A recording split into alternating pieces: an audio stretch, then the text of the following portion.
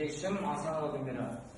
Менің қазіргі таңда барлығымыз білетін, барлығымыз көп қолданатын интернет яғни ұялы телефон тарифтерін математика арқылы салыстыру тақырыбын таңдадым. Бұл тақырып маған не үшін ұнады? Себебі бұл тақырып қазіргі таңда бәріне түсінікті, және де бұны әр адам қолданады, және де бұны ай сайын тариф салып отырады. Жалпы тариф деген сөздің ұғымына бір тоқталып кетсек. Тариф деген жалпы бір айлық төлемге ұсынылатын түрлі қызметтер, интернет және де минуттар. Олар түрлі болып бөлінеді. Мен олардың арасындағы ең көп қолданыстағы актив, easy және де Beeline сим-карталарын алдым. Олардың ішіндегі актив пайда, easy ультра және де Beeline 10.999 теңгеге атты тарифтерін алдым. Жобаның өзектілігі қазіргі таңда бұны жас бала да, үлкен кішілер де, мұғалімдер де, ата-анамыз да барлығы қолданады. Сондықтан да мен осы тақырыпта жобамды ұсындым. Менің мақсатым математикалық салыстырулар мен түрлі графикалар көрсетіп сіздерге қайсы тариф ең тиімді екенін дәлелдеп көрсету болды.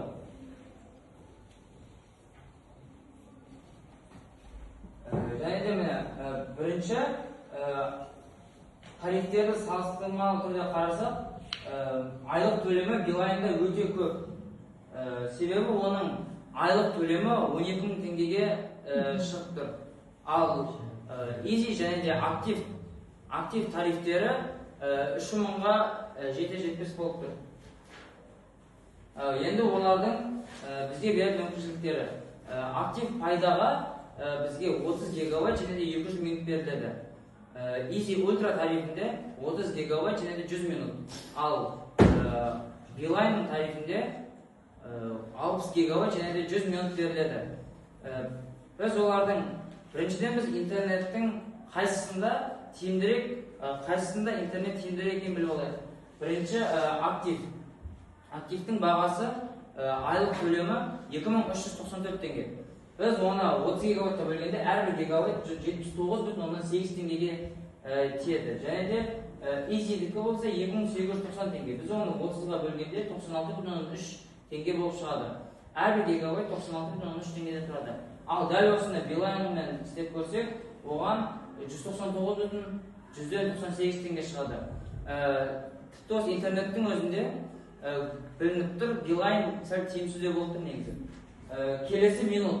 Әрбір минут активте 11.197 теңгеге тисе, easy'де 28.9 теңгеге тиеді. Ал Beeline тарифінде болса 79.199 теңгеге тиеді.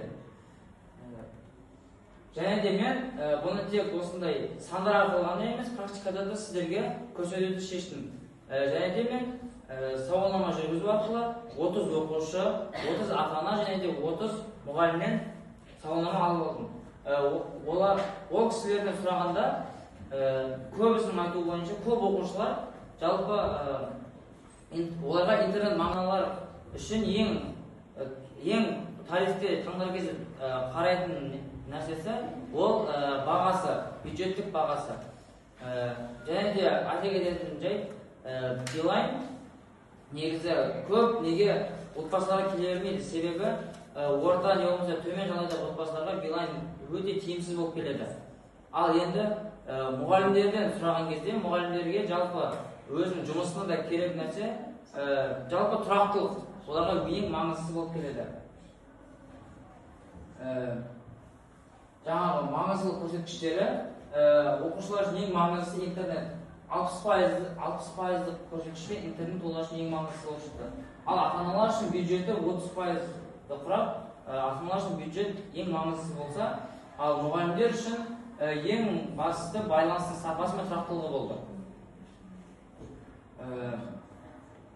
Және де мыналарды бұлай салыстырып қараған кезде актив бірінші орында. Себебі бұл минутқа шаққанда, интернетке шаққанда да жалпы айлық төлеміне қараған кезде де ең тиімді тариф болып тұр. ал easy болса екінші орында, себебі оның бағасы Билайннен бірнеше есе төмен. Активпен бірге екеуінің құны гигабайттар бірдей, бірақ олардың минуты аз. Минуты аз болғанымен олардың Билайнға қарағанда қосалқы қызметтері көп. Яғни Twitter, TikTok секілді қосымшалар олар тегін да. Және де үшінші орында Билайн. Билайн не үшін тұрғаны? Себебі ол өте қымбат тариф, және де оларда гигабайт саны өте көп берілгенімен, олардың минуты да қосымша қызметтері де тиімсіз болып береді. Қорытындылай келе, менің ойымша негізі көбісін таңдау бойынша негізі актив пайда тарифі өте тиімдірек болады. Себебі оның минуты да жетеді, және де интернет саны да жетеді. Ал бағасы қолайлы болып тұр. Мен тыңдағандарыңызға рахмет. Экономикалық математика өмірде көптеген салалар болмайды. Оның ең бастысы, ең қажеттілігі ол экономика болып саналады, және де көптеген математика экономикада өте өзекті болып саналады, және де ол математика экономикада қолданылатын маңызды салалардың бірі. Ол шектеулер мен мақсаттарды ескере отырып, оларды оңтайлы стратегиялар мен ресурстар көруге мүмкіндік береді. Зерттеудің мақсаты экономикалық есептерді шешуде математиканы қолдану, және де зерттеудің пәніне, нысанына математиканы экономикалық есептерді шешуге қолдану, және де зерттеудің мақсаты экономикалық есептерді шешуде математиканы қолдануды зерттеу.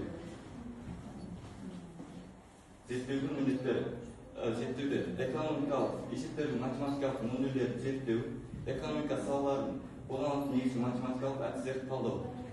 Және де айтарлық тағы да біраз заттар қолданылады. Ал және де біздер бұл жерде біз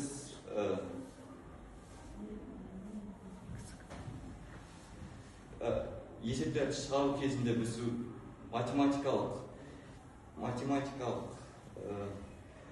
қажетті білімдерді білуіміз қажет. Мысалға пайыз деген сол экономикада да тіпті математикалық саладан бөлек экономика салада, география, химия саласында да өзі қолданылады. Және де бұл салаларда олар қаржылық салада пайыз ол екіге бөлінеді: күрделі және қарапайым болып. Және де біз бұл есептерді шығарған кезде біз тек пайызды ғана емес, прогрессиялық та қолданамыз. Оларға арифметикалық және де геометриялық прогрессиялық та қолданамыз. Және де мен әрқайсынан жеңіл бір есептен шығарып көрсетейін. Қарап оқиды ғой. Және де бізде өзеннің ұзындығы 1400 километр. Ол 1400 километрді жазып, оның 12%-ын табуымыз керекпіз. Және де оны 12-ге бөліп, оның әрқайсысын өліп сатамыз. Және де шыққан 14-ні көбейткен кезде бізде 168 километр деген мән шығады. Бұл география саласында бір есеп шығарды. Және де экономикасында тағы бір есеп шығаратын болса, бұл жерде банкке 7%-тік депозитке 7% өсіммен 4.800.000 теңге саламыз. Ол бізге 7%-ық өсіммен, шатаспай, 7%-ық өсіммен саламыз.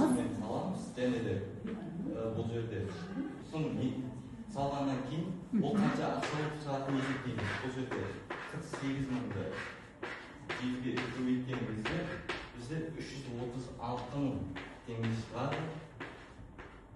Және де бұл теңгені біз 4.800.000-ға қосамыз.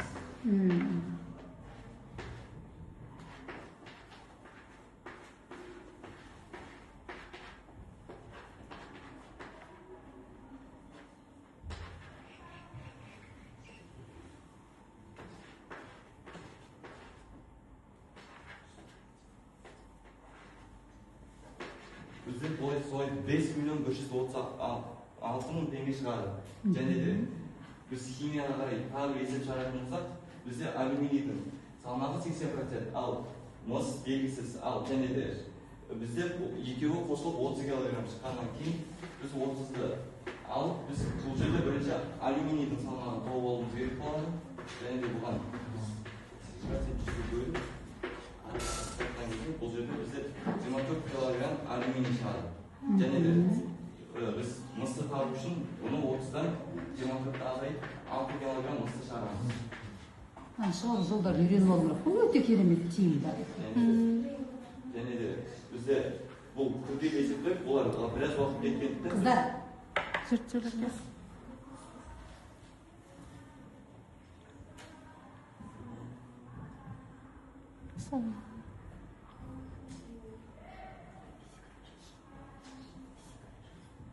Ең астынан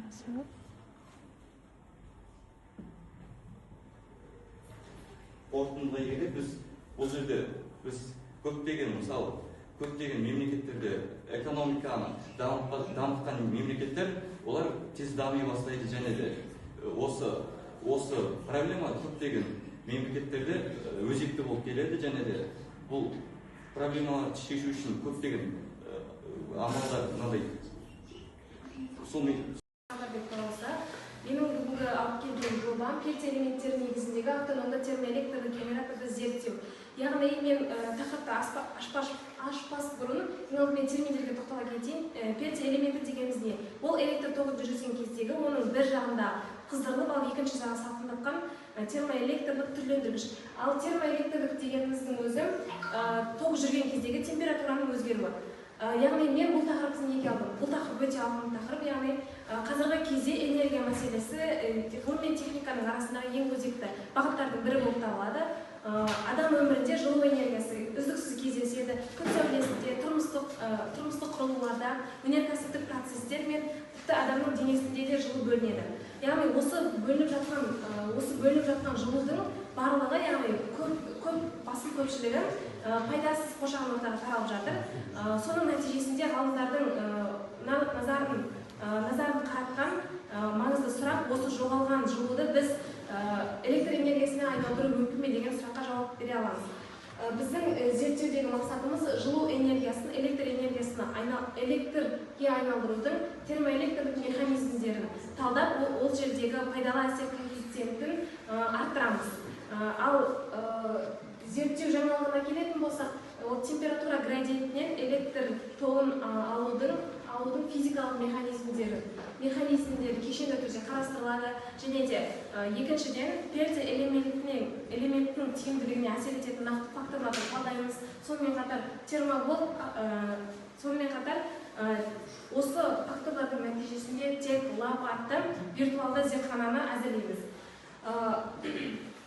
Теориялық бөлімде біз келетін болсақ, көзге көрінбейтін, бірақ өте маңызды құбылыстардың бірі ол жылудың электр энергиясына айналуы. Яғни бізде қандай да бір материалдың бір жағы қызып, екінші жағы салқын болатын болса, олардың арасында тек температура айырмасы ғана емес, электр кернеуі де пайда болады. Бұл құбылысты зерттеген неміс ғалымы Томас Йоган Зебек, ол 19 ғасырда тәжірибе жасап, оның нәтижесінде температура айырмасы электр тоғын тудыра алады деген теорияға дәлелдеген болатын. Уақыт өте келе біздің осы Зебек эффектісіне қарама-қарсы, яғни кир эффект жасаған ғалым француз физигі Жан-Шарль Атамес Пельте болатын. Ол яғни электр тоғын өткізген кезде жылудың бөлінуі немесе жұтылуы деп айтылады. Практикалық бөлімге келетін болсақ, практикалық бөлімде біз термовольт құрылғысының сипаттама береміз. Яғни термовольт деген сөзіне тоқталатын болсақ,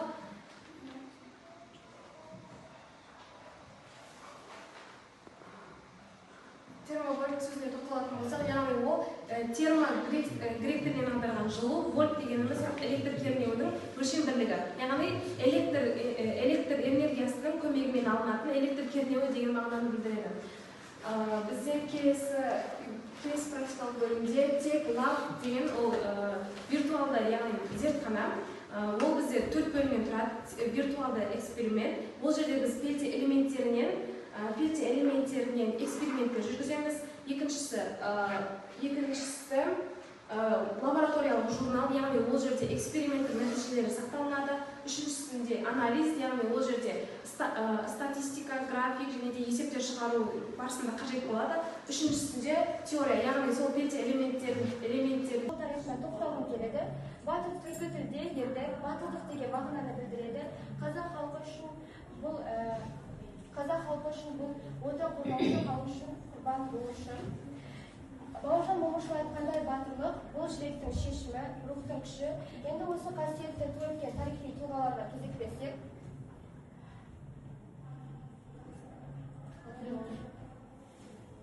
осы Қабанбай, Наурызбай, Бөгенбай сынды батырларымыздың басты мақсаты елді қорғау және тәуелсіздікті сақтау болды. Енді олардың басты қару-жарағы мен қасиетті рухтарын көрсек, бұл жерде батырдың жеңіске жетелеген нәрселері, бес қаруы және қару-жарақтары. Оларды басты жеңіске жетелеген нәрсесі табандылығы мен төзімділіктері. Уақыт өзгергенмен дәуірлер ауысса да еш нәрсе өзгеріссіз қалатын нәрсе бұл батырдың рухы.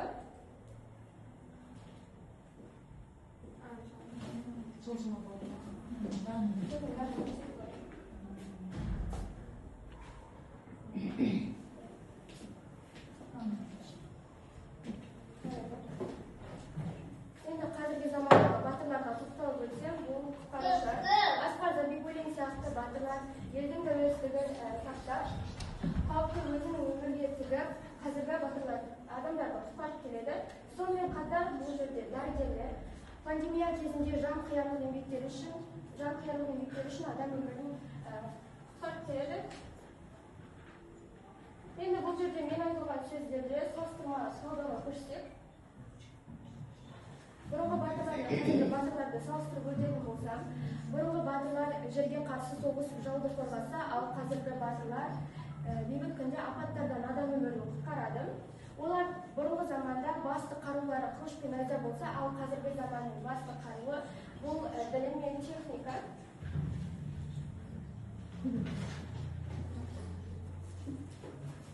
Енді Кенесары Қасымұлына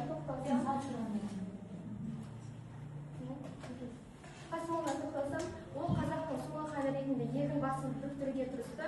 Ол үшін ерлік елдің тұтастығын сақтау болды. Келесі Нұрсұлтан Әбішұлы Назарбаев бүгінгі заманда елдің тұтастығын сақтау үшін мемлекеттік басқару көрінісі болып табылады. Ал бүгінгі замандағы халықаралық деңгейдегі президентіміз Қасым-Жомарт Кемелұлы Тоқаев бұл бірнеше еркін тілде сөйлей алады. Қазіргі замандағы проблемаларды айтады және де оларды шешуге тырысады. Ақын ғана емес, сонымен қатар Исатай Тайманұлы бастаған көтерілістің жалынды жыршысы әрі қолбасшысы болды. Ол Жәңгір ханға айтқан сынында өлеңі болатын Жәңгір хан. Қан емессің, қасқырсың деген. Қан емессің, қасқырсың, қасалбасты басқырсың. Достарың келіп тамалап, дұшпаның сені басқырсың. Қан емессің, ұлансың, қара шұбақ жылансың, қара емессің, аяnsың, қара құйрық шаянсың деп осы Жәңгір ханға онда ханның әділетсіздігі мен қатыгездігі туралы айтып өткен болатын. Ал Ренат Сайтов бұл қазіргі қоғамның сөз батыры десек болады. Ол қоғамдағы өзекті мәселелерді Махамбет Өтемісұлы сияқты шындықты айтқаны үшін ол талай қиындықтарды көрсете өз бетіне қайтқан емес. Енді қазіргі Мұхтар Шахановтың ерлігі орасан зор. Мұхтар Шаханов Арал мәселесіндегі желтоқсан оқиғасы кезіндегі проблемаларды, КСР кезіндегі көтерген мәселелерді, Арал мәселелерін көтерген тұлға. Енді осы қазіргі және бұрынғы замандағы батырлардың қазіргі қоғам оларға қандай көзқараспен қарайды, сол туралы айтып өтсем, бұл жерде қазіргі қоғам құтқарушыларды 35%, 25% дәрігерлерді батыр деп санайды.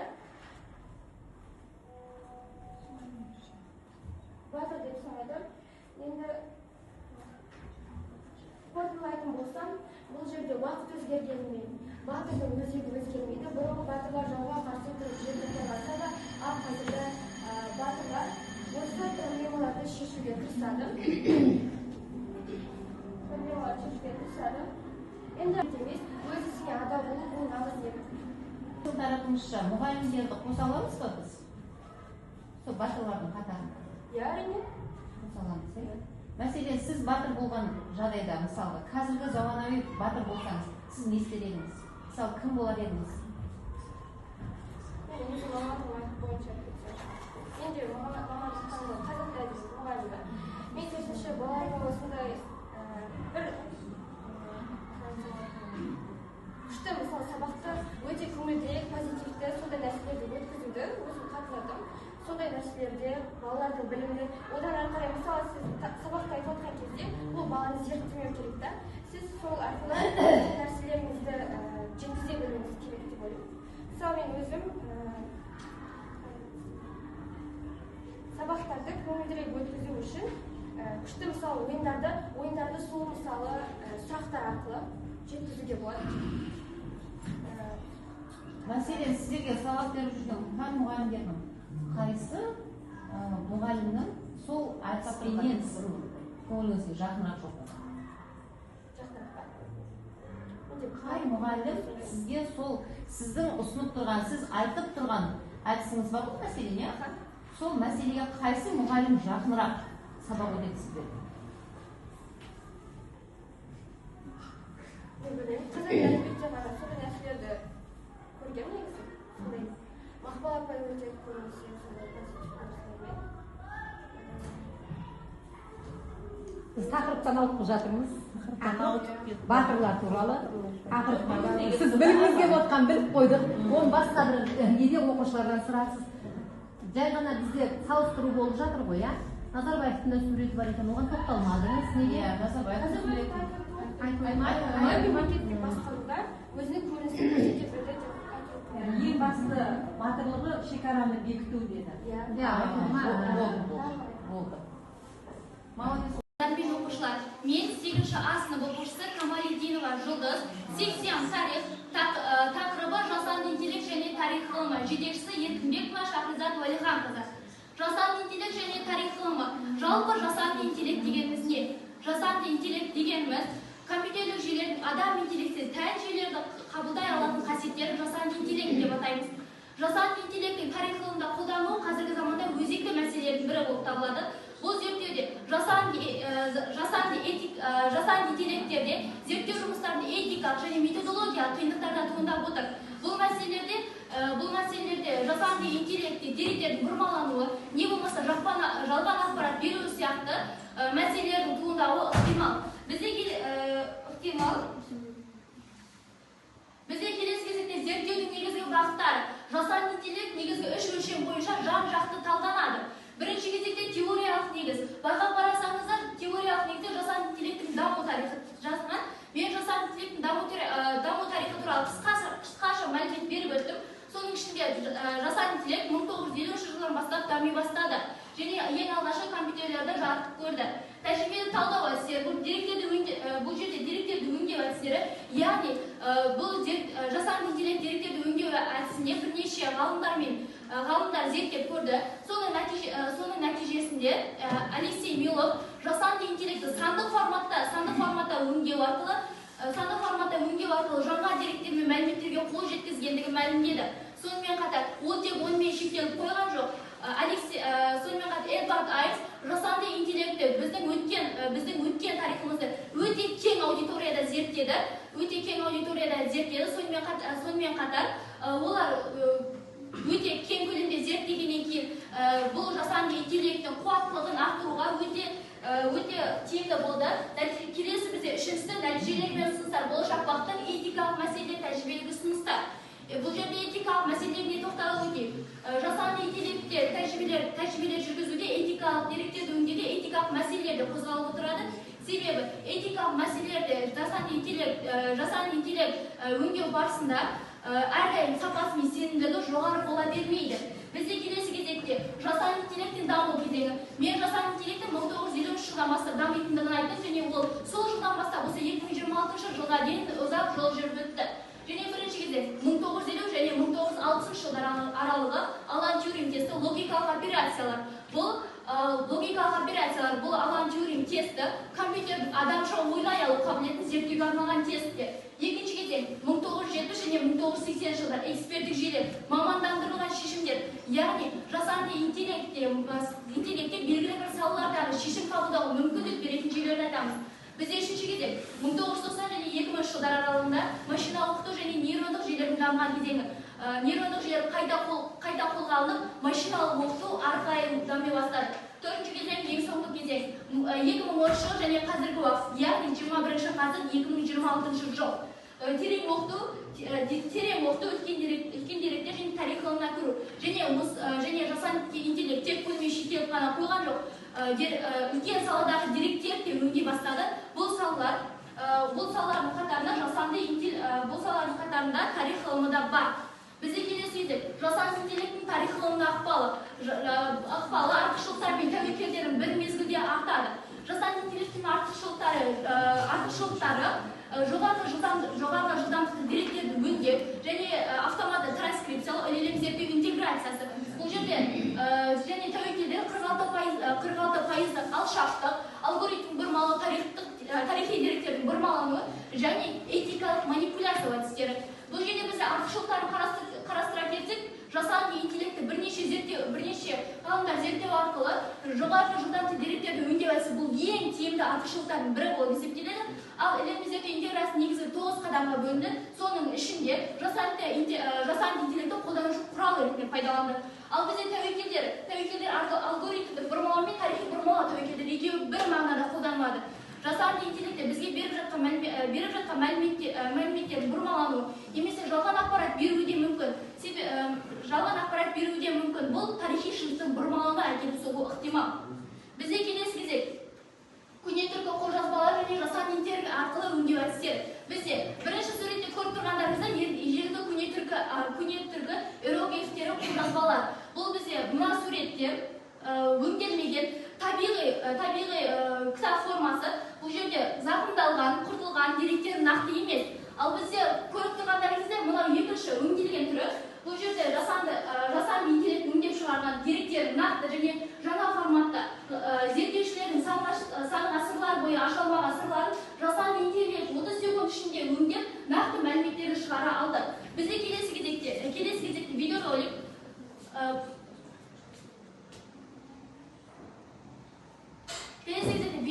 видеороликті қарап өтсек, бұл жерде қазіргі заман адамы да бұрынғы жасанды интеллект арқылы бұрынғы замандарға да өте алатындығын дәлелдейміз. Яғни қазіргі көріп отқандарыңыз 2026 жылғы адам. Бұл әлеуметтік желілерде кеңінен қолданыс тапқан.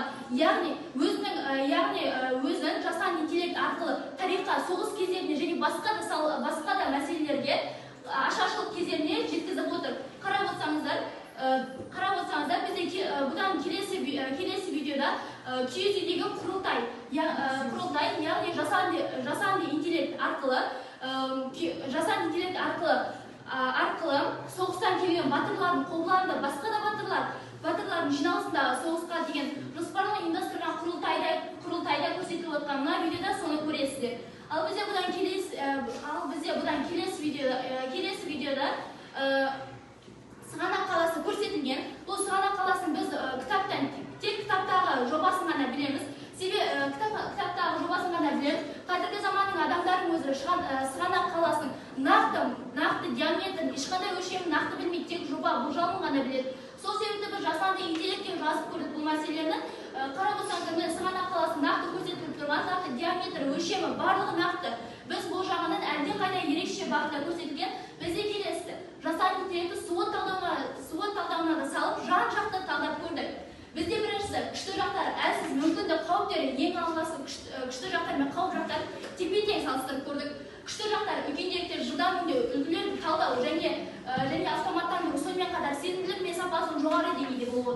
Ал әлсіз жақтар тарихи концептінде дұрыс түсінбеу, деректерді сапасыз түрде талдау әдістері, мүмкіндіктері, жаңа зерттеу әдістері, деректерді интеграциялық талдаулары, ал қауіптері, этикалық мәселелер, манипуляция, қауіпті технологияға тым тәуелділік. Осы қауіптері жағына нақтылап тоқталып кетейік. Жасанды интеллекттің осы дыбысты өлшейтін арнайы аспап. Ол микрофон арқылы акустикалық сигналды өзіне қабылдап, оны электрлік сигналға айналдырады. Өлшем бірлігі децибел. Біздегі зерттеудің жаңалығы қазіргі таңда бізде шумаңырсызақ шудың орташа немесе дыбыстың орташа деңгейін анықтауға болады. Яғни біздегі смартфонда немесе гаджеттердегі қосымшалар арқылы, яғни мысалы атап өтетін болсақ, саундметр қосымшасы арқылы, ол бізде децибел өлшейтін қосымша, сол қосымша арқылы біз шудың орташа деңгейін анықтай аламыз. Міне күнделікті қолданылатын смартфон арқылы нақты ортадағы шу деңгейі өлшенеді және де түрлі кедергілердің перде, қабырға, ағаш өсімдік деген секілді дыбысты жұту коэффициенті есептеледі және де дыбыс экологиясы оқушы деңгейінде тәжірибе арқылы зерттеу жүргізіледі. Біздегі зерттеу гипотезасы, егер күнделікті ортадағы дыбыс деңгейін өлшеп, оны әртүрлі кедергілер арқылы азайту жолдарын зерттейтін болсақ, онда дыбыстың адам денсаулығына әсері түсініп, оны тиімді басқаруға мүмкіндік аламыз. Біздегі теориялық бөлім физикалық тұрғыдан дыбыс секунды ортада таралатын механикалық құбылыс. Ол дыбыс вакуумда мүлдем тарала алмайды. Сондықтан да ғарышта бізде дыбысты ести алмаймыз. Оның негізгі сипаттамаларына жүйелік, амплитуда және дыбыс қысымын жатқызуға болады. Біз дыбыстың тек физикалық параметрлерін ғана емес, оның адамның есту мүшесіне тиетін әсерін де зерттедік. Одан бөлек шу экологиясы қазіргі заманның маңызды мәселелерінің бірі. Жалпы шу дегеніміз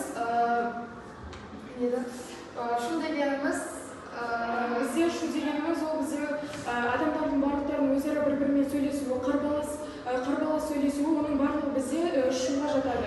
Сонымен қатар жоғарғы қарқынды дыбыстардың жиынтықтарын біз шу деп атаймыз.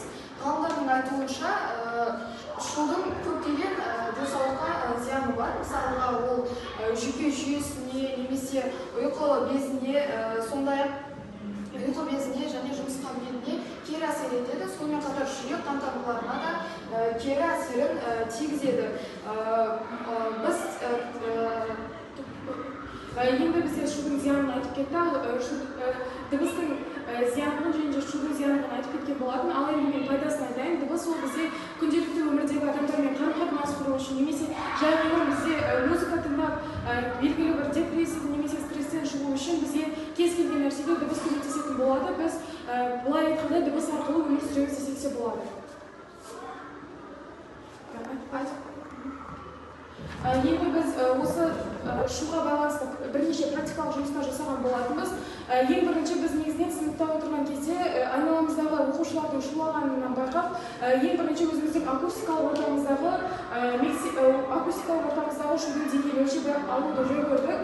Біздің акустикалық ортамызға біз мектепті, үйді және көшені салыстырмалы түрде салыстыру үшін таңдаған болатынбыз. Біздің бұл практикалық жұмысымыздың, яғни зерттеуіміздің мақсаты үйде, мектепте және көшедегі болатын шу деңгейін өлшеп, оларды салыстыру және қай орта адамның денсаулығына көбірек әсер ететінін анықтау.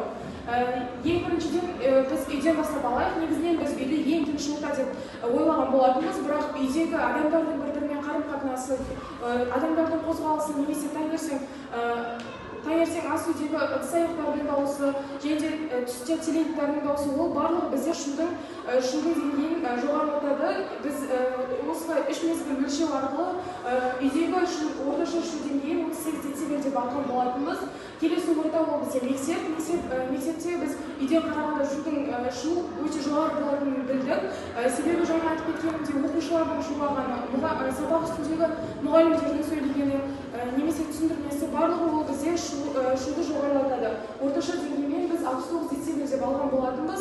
Бұлай алғанымыздың себебі біз ең бірінші кітапханадан бастап шу деңгейін өлшеген болатынбыз. Кітапханадағы шу деңгейі бізде өте төмен көрсеткіш, яғни 36 децибелді құраған болатын. Себебі бізде кітапханада артық адамдардың ара қатынасы немесе сөйлесу орын алмайды. Ол жерде көбінесе кітап оқуға немесе ойын қорытындылап, тыныш жер болғандықтан ойын қорытындылап, оны саралауға көмектеседі. Ең соңғысы біздегі көше бізде байқап тұрсаңыздар, ең жоғарғы децибелді құрап тұр, яғни 73 децибел. Себебі бізде әсіресе кешкі уақытта көлік кептелістерінің немесе адамдардың қозғалысы, сөйлесуі, дабыл дыбыстары, оның барлығы бізде шу деңгейін жоғарылатады. Сонымен бізде орташа шу деңгейі 73 децибелді құраған болады. Дыбысқа не тосқауыл бола алатынын білгіміз келіп, біз екінші практикалық жұмысты жасадық. Бұл жұмыстың негізгі мақсаттары әртүрлі кедергілердің дыбысты қаншалықты қорғайтыны, яғни дыбысты қаншалықты әсер ететінін талдау, сонымен қатар дыбыстарды жұту коэффициентін тәжірибе арқылы дәлелдеп көрсету болды. Одан бөлек табиғи және жасанды материалдардың әсерін салыстыру, дыбысты азайту жолдары түсіну болды. Тәжірибе нәтижесі бойынша перде, ағаш есік және қабырға және өсіп тұрған ағашты біз кедергі түрі ретінде, мысалы ретінде алдық. Бізде пердеде өзінің дыбыс деңгейі 60 децибел болғанымен дыбысты жұту коэффициенті небәрі 0,29 құрады. Перде дыбысты біршама бәсеңдетті. Ол бір жағынан жұмсақ материал болғандықтан ол қатты дыбысты бәсеңдете алмады. Одан кейін ағаш есік пайдалана отырып, үй жағдайында энергияны 40%-дан 40%-ға дейін үнемдеу мүмкіндігін физикалық тұрғыда есептеу. Көріп тұрғандарыңыздай көмір 59% өте көп. Мұнайда 13%, газ 19%, жаңартылған энергия 8%. 2026 жылға қойылған мақсат жаңартылған энергияның көлемін 8,8 миллиард квадрат сағатқа жеткізу. Шымкент қаласында Қазақстанның күн радиациясы ең жоғарғы аймақтың бірі. Жылына 2700-2900 сағат күн сәулесі түседі. Біз бұл күн панельдерін осы Шымкент қаласына қоятын болсақ, артық көмір қышқыл газдары азаятынға таптырмас мүмкіндік. Инфраторлық революциялар, дәстүрлі компрессор. Бұл толық қауіпті қосып өшіріп отырады. Жоғарғы энергия шығынды шу 65 дыбыс тең жоғары. Ал инфраторлық технология предиктивті басқару, жиілікті реттеп Абдусалим Шапағат, 8-гі сынып оқушысы және де менің ғылыми жетекшім Боламаева Ұлсерік. Менің тақырыбым дұрыс тамақтану және тәттілендіргіштердің орны. Кіріспеге келсек, дұрыс тамақтану қант және тәттілендіргіштердің қазіргі тағам өндірісінде кеңінен қолданылады, және де оның адамның ағзасына деген әсері әлі де талқыланып зерттелуде. Және де қант ең кең таралған табиғи тәттілендіргіш. Және де оны шамадан тыс қолдану семіздік, қант диабеті, сонымен қатар жүрек қан тамырлары аурулары сияқты көптеген ауруларға келеді. Зерттеудің өзектілігі тәттілендіргішті тағамдық өнімдерге қантты зат алмастыру мақсатында кең қолданылуымен және олардың ағзаға қауіпсіздігін зерттеу қажеттілігімен байланысты. Қант және оның шығу тарихы. Қант қай жерден шықты? Соны біліп алсақ, ғалымдар қант қамысының отаны Папуа Жаңа Гвинея деп атайды. Негізінен Папуада қант өндірісі болған жоқ. Алайда ол арнайы өсірілді және де оны бірақ ол ұзақ ұйымдастырылған еңбекті қажет етеді. Және де ол одан кейін Үндістанға барды, Қытайға және де Қытайға келді. Басында негізінде қант қамысының сөгінен тәтті шырын сығылы алынатын болды. Алайда Үндістаннан кейін олар қант жасауды үйренді. Біздің қазіргі кристалды қантымыз ол біз әлемге кейінірек тараған. Және де ол арабтардың Персияны жаулап алғандағы Византиядан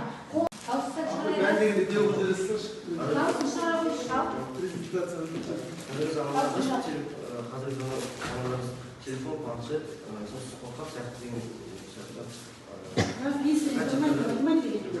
біз көп қолданамыз.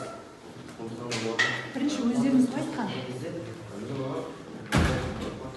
Потом қажет болады. Энергия қорғау үшін осы қолданымды қолданамыз. Тақырыптың өзектілігі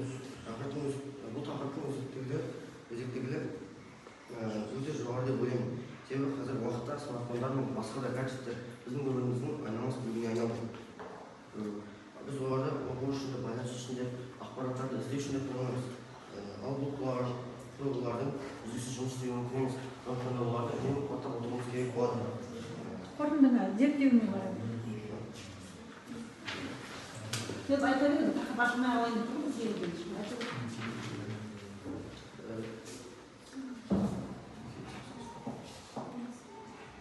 Жобаның мақсаттары мен міндеттері мен біріншіден қорғанған жұмысын анықтау керек болды. Екіншіден оның жұмысындағы негізгі физикалық ұғымдарды түсіндіру қажет. Ал үшіншіден энергияның қалай жинақталатынын және қалай өз дәлелетін қарастырдым. Төртіншіден практикалық тәжірибе жүргізу нақты нәтижені бақыладым. Соңында қорғанның тиімділігін анықтауға тырыстым.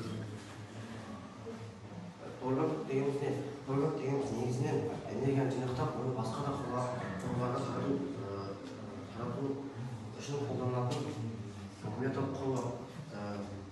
Қарапайым тілмен айтқанда, бұл өзіміздің бірге алып жүру үшін өте тиімді құрылғы деп айтсақ болады. Қорғанның құрылысы, оның негізінен бірнеше маңызды бөліктері бар. Бірінші негізгі бөлігі аккумулятор, ол энергияны жинақтайды. Ал екіншісі басқару тақташасы, ол энергияның және полифенолдардың үйлесімі бар. Антиоксидандар иммунитетті көтереді, зімбір қабынуға қарсы әсер етеді. Шайдың дайындалу технологиясы. Ең алғашқы шайды 40-50 температурада 5-7 минутта қайнатамыз. Келесі біз жидектерді жуып, алма мен жидектерді турап, оларды дайындап қоямыз. Соңғы этап бұл блендерге араластырамыз.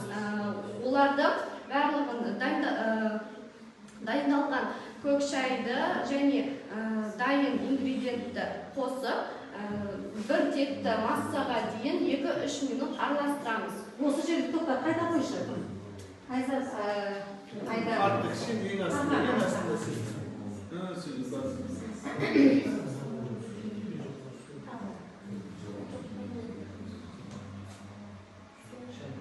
Осы жерде 40-50 градустық температурада демдеу керек деп жатыр, қайнатамыз деп айтсын. Қайнаған су пайдалы қасиеттерін жояды дейді. Осыған жақсылап қайтып түсініктеме берші. 40-50 градуста қайнайды ма біздің суымыз? Иә, әрине. Қатты сұрап тұрмын ғой енді. Негізі су 100 градуста қайнайды, бірақ бұл қатты ыстық су емес. Кішкене тұрған суда шайды салып, кішкене 5-7 минутта демдеу қажет.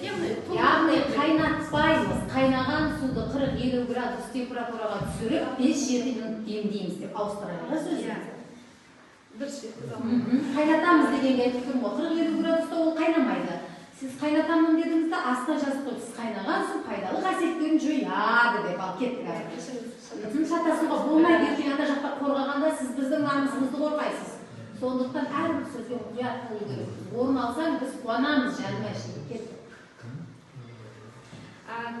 Бұл тәжірибеде алманың тотығу процесін бақылау және сол алманың сол процесті антиоксиданттардың әрекетімен тоқтату бақылауы. Яғни алманың тотығу дегеніміз бұл алма мен ауаның қосылғанда тотығу процесі жүреді. Яғни алманың қараюы болады.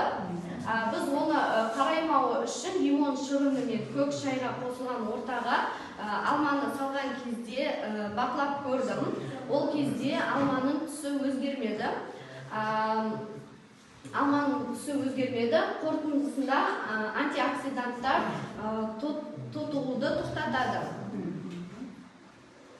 Менің келесі зерттеу жұмысым бұл халықтық және табиғи тәсілдер. Мен бұл зерттеуде көптеген шөптерді қолдана отырып шай жасадым. Бұл шайдың құрамында түймедақ, жолжелкен, мұнжапырақ, жалбыз және зімбір деген шөптер бар. Әр шөптерден мен бір ас қасық алып, оны ұнтақтап, одан кейін оны 500 мл қайнаған суға қосып тұндырып қойдым. Одан кейін мен оны өзімнің атама бердім. Күніне 2 рет беріп отырдым, азанда және кешке. Нәтижесі 3-4 күннен соң белгілі болды. Нәтижесінде менің атамның асқа деген тәбеті жақсарды, асқазан жолдары жақсарды және де іштің кебуі Қайырлы күн, құрметті ұстаздар, менің есімім Сырлыбай Назым. Бүгінгі менің ұсынған тақырыбым күміс иондарының микроорганизмдегі әсері және оның тұрмыста қолданылуы. Мен тақырыбымның мақсаты күміс иондарының бактерияға қарсы қасиетін зерттеу және оны күнделікті өмірде қолдану жолдары. Қазақ халқының дәстүр мәдениетінде күмісті тек әшекей, қымбат бұйым ретінде ғана емес, емдік шипа ретінде де қолданған.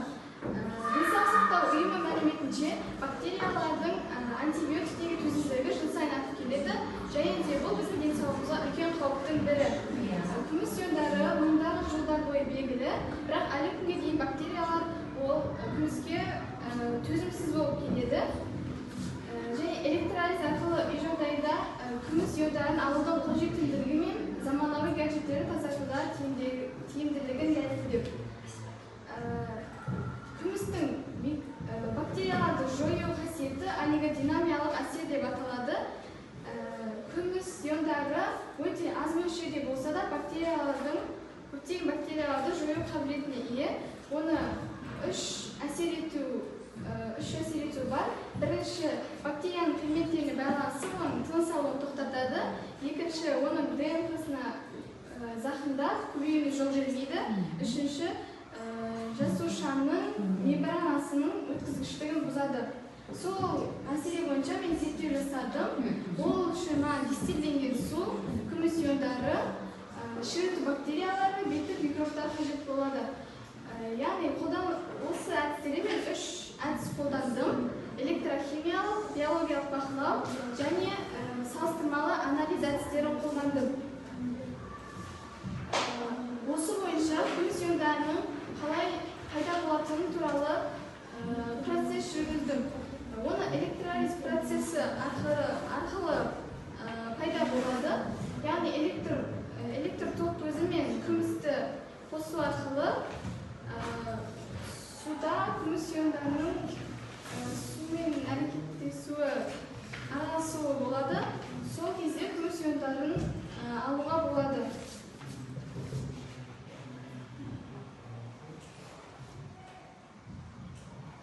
Мен сол бойынша 2 тәжірибе жүргіздім. Бірінші ол сүттегі шіріту бактерияларын тежеу. 2 бірдей ыдысқа сүтті қойып, біреуіне жаңағы шыққан күміс су қосылған сүтті қойып, екіншісіне қарапайым суды қосатын болса, қарапайым судағы сүт 12 сағатқа дейін ашып кетеді. Ал күміс ионы қосылған сумен араласқан сүт 24 сағаттай ұзақ уақыт бойы сақталып отырады. Яғни бұл жерде күміс иондары сүт қышқылының бактерияларының белсенділігін тежейді. Ал екінші тәжірибе ол гаджеттердің гигиенасы. Смартфон ол өте лас, бірақ өзімізге өте қажетті заттардың бірі. Мен бұл тәжірибені жүргізу барысында қоректік ортаны дайындап алып, оған өзіміздің смартфондағы микробтарды орналастырсақ, 4 күннің ішінде ол микробтар өсіп шығады. Оны спиртпен немесе күміс суымен тазалауға болады.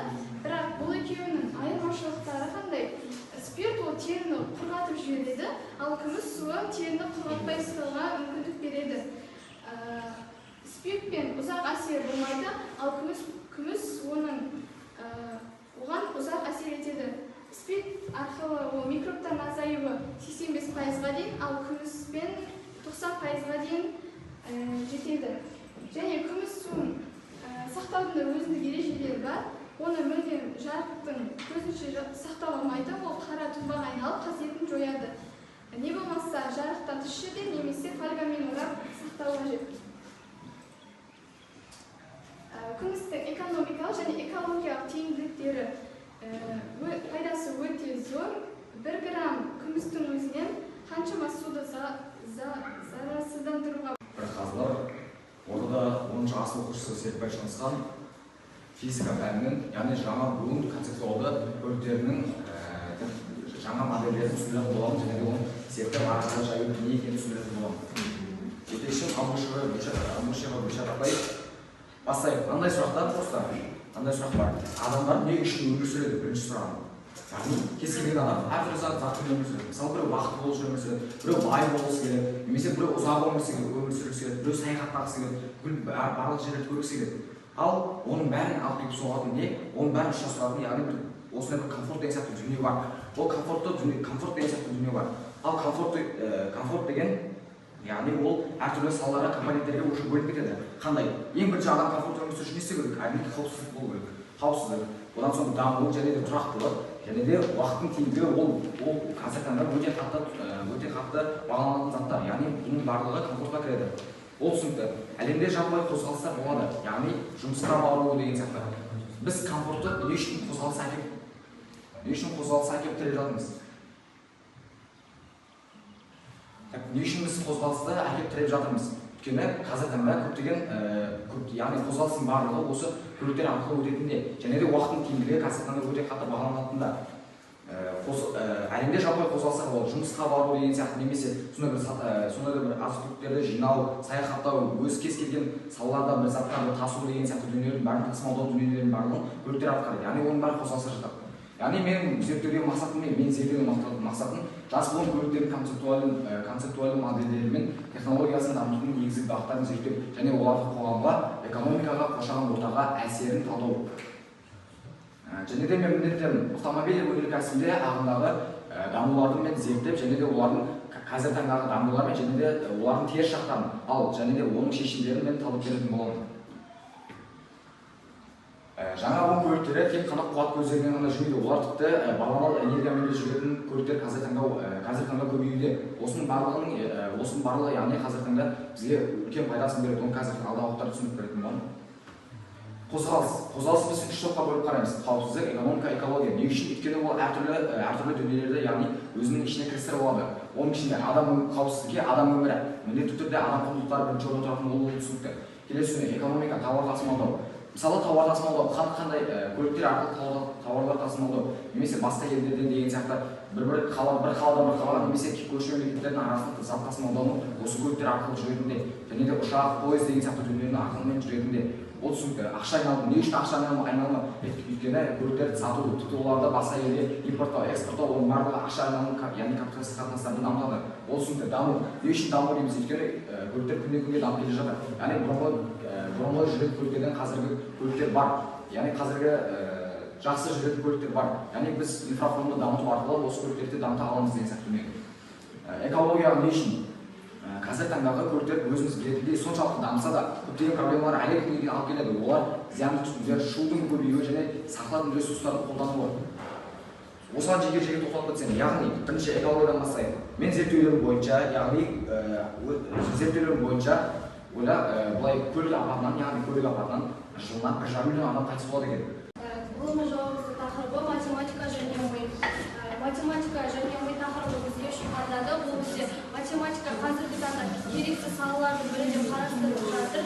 Негізі математика көптеген адамдар математиканы тек сандармен жұмыс істеп, құрғақ формуланы қолдану деп ойлайды, бірақ ол негізі математика миды архитектуралық тұрғыдан өзгертетін және қайта құрастыратын бірегей құрал болып табылады. Және де қазіргі кезде 21 ғасырда математика ақпараттық технологиялармен жасанды интеллект өте жақсы даму қарқынына ие. Және де бұл кезеңде осы орайда айтып кетсем, нейроматематика дегеніміз математика мен нейробиологияның бір салада тоғысқан бағыты болып табылады. Мазмұны зерттеудің мақсаты математикалық орындау және абстрактты ойлаудың адам миының физиологиялық және когнитивті функцияларына әсерін нейроғұрлым тұрғысынан зерделеу болып табылады. Тақырыптың өзектілігі мен мақсатын айта кететін болсақ, неліктен нейроматематика 21 ғасырда когнитивті қабілеттер адам капиталының өзегіне айналды. Заманауи нейроғылым дәлелдегенде математика миды архитектура тұрғыдан өзгертетін бірегей құрал, есеп шығарған сайын нейрондық жүйелердің тығыздығы арта береді.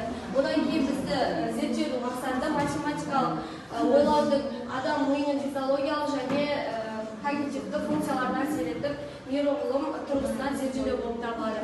Одан кейін ғылыми гипотеза, егер математикалық білім беру мидың нейрофизиологиялық ерекшеліктерін ескере отырып ұйымдастырылса, нейрондық байланыстар нығайып, ақпарат өңдеу жылдамдығы артады, және де жұмыс істеу жады мен зейін шоғырлануы қабілеттері жақсарады.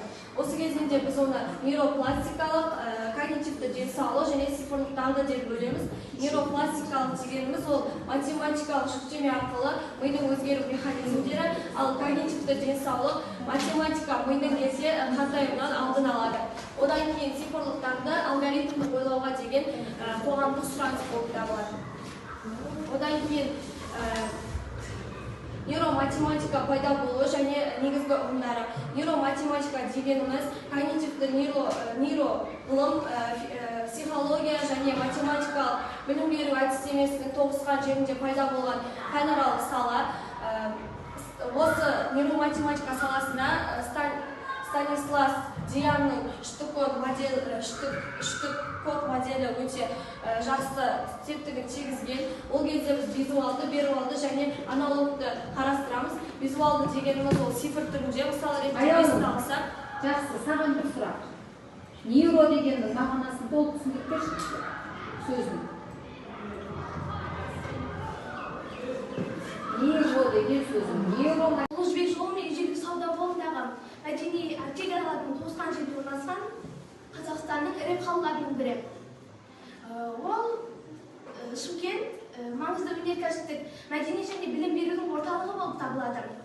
Ол географиялық орналасуы бойынша Түркістан облысының оңтүстік бөлігінде Өзбекстан мен Қырғызстанға шекаралас орналасқан және Тянь-Шань тауының етегінде шоғырланған. Және де оның климаты континенттік, жазы ыстық, құрғақ, ал қысы салыстырмалы түрде жұмсақ келеді. Жазда температура 38-40 градусқа дейін көтерілсе, ал қыста -5-10 градусты құрайды. Және оның бізде дамуын бірнеше кезеңдерге бөлуге болады. Ол сан ғасырлық тарихы бар қала болып табылады. Оның дамуын негізінен 6 кезеңге бөлеміз. Бірінші ежелгі кезең 9-12 ғасырлар. Ғалымдардың айтуы бойынша Шымкент қаласының пайда болуы 9-10 ғасырлармен байланысты. Археологтер 9 ғасырда Шымкент қаласы Сайрамға, яғни Спиджапқа барар жолдағы бекінісі қалашық ретінде салынған. Яғни ол кездегі Шымкенттің маңызды рөлі Сайрамды қорғау мен қауіпсіздігін қамтамасыз ету болатын. Ал келесісі Моңғол дәуірі. Ол кезде Орталық Азиядағы басқа да мемлекеттер сияқты Шымкент қаласы Моңғол империясының қол астына өтеді. Қанша қирағанына қарамастан, ол өзінің саудадағы, қолөнердегі өзінің маңызын жоғалтпайды. Және ол Ұлы Жібек жолының бойында орналасқандықтан, оның экономикасында айтарлықтай артықшылықтар беріледі. Ал үшінші кезең Қазақ хандығы және көрші державалардың ықпалы. 16-18 ғасырлар. Ол кезде Шымкент қаласында жаңағы түрлі Қазақ хандығының аумағына өте бастайды. Осы кезде түрлі мемлекеттер, яғни Қоқан, Хиуа, Бұхара сияқты империялардың көзі оның жерінің құнарлылығына, пайдалы қазбаларына түсе бастайды. Осылайша олардың арасында бірнеше соғыс болып өтеді.